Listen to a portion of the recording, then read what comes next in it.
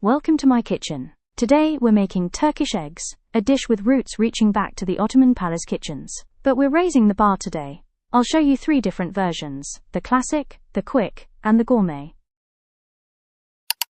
Let's start with the classic recipe.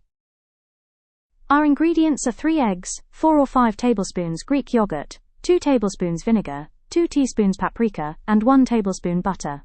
You can adjust the quantities to your liking. For the vinegar, any light-colored one like apple or white vinegar works. I'm using my homemade hawthorn vinegar today. We'll use the poached method for eggs. Fill a pot with plenty of water and bring it to a boil. To keep the whites from spreading, add the vinegar and a pinch of salt into the water. Crack each egg into a cup first. This helps you slide them into the water gently and with control. Using a skimmer spoon, gently help the egg maintain its shape. I add them one by one, waiting a few seconds for each to set so they don't stick together. Usually 3 minutes is perfect for a soft poach.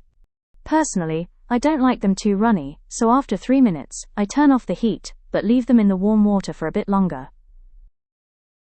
Our next step is preparing the sauce. Melt the butter in a small pan until it bubbles. Add the paprika. I've decided to add some dried mint here too. It's not in the original recipe, but I love the aroma. Simmer for about a minute, then remove from heat. Be careful, butter burns quickly.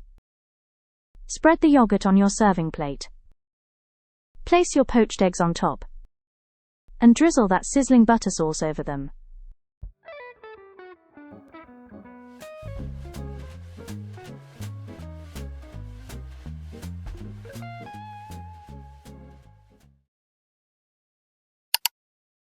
Next up is the quick version.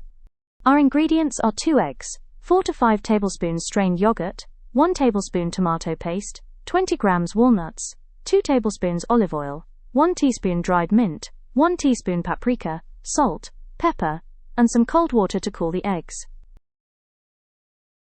We want jammy eggs for this one. Start with room temperature eggs. If they're cold, let them sit in lukewarm water for 5 minutes. I use a boiling timer gadget, but if you don't have one, here's the trick. Bring water to a boil, add a pinch of salt to prevent cracking, and gently lower the eggs in.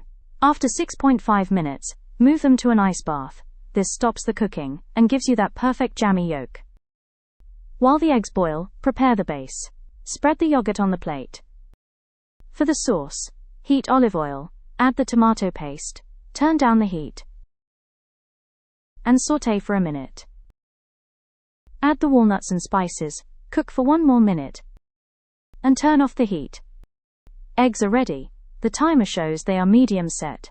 I'll run them under cold water for 15 seconds, then let them sit in a bowl of cold water.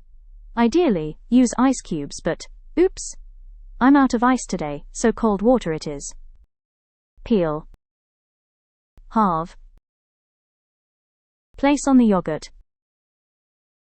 And top with that rich tomato walnut sauce.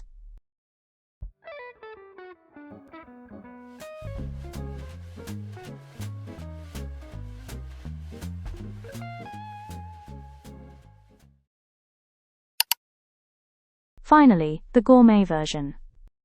Our ingredients are 2 thin slices of bread, a mix of sesame seeds, dried basil, cumin, and chili flakes, 2 teaspoons total, 1 tablespoon mayo, 1.5 tablespoons pine nuts, 3 eggs, 2 tablespoons olive oil, 1 onion, red or yellow, 1 clove of garlic, 1 bell pepper, and 4 to 5 tablespoons Greek yogurt.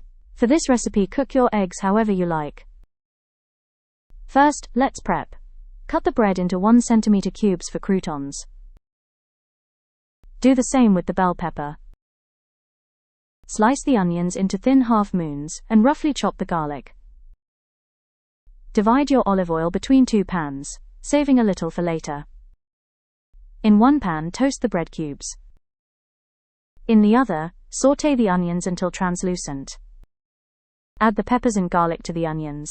Keep stirring both pans. Meanwhile, mix the mayo into the yogurt. It creates an incredibly silky texture. Spread this on your plate. Once the onions are caramelized and the croutons are golden and crispy, layer the onions over the yogurt and place the croutons around the edges. In the crouton pan, add the remaining oil and toast the pine nuts. Once they turn golden, add your spice mix and sauté for 30 seconds. Place your eggs on top. I went for a jammy hard set this time. Spoon the pine nut and spice oil over everything.